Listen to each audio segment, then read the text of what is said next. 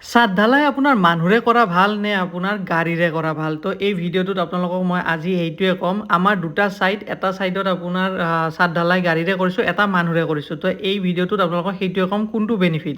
তো এই ভিডিঅ'টোত আপোনালোকে গম পাব বেনিফিট কোনটোত বেছি হয়, ছাদ ঢালাই গাড়ীৰে কৰিলে ভাল নে মানুহে কৰিলে ভাল।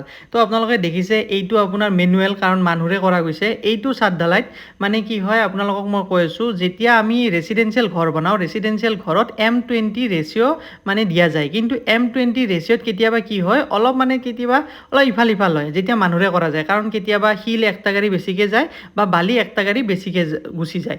তো যিটো ৰেচিঅ' আছে সেইটো প্ৰপাৰ মিক্স আপ নহয়, এনেকুৱা ধৰণৰ প্ৰব্লেম আহি থাকে।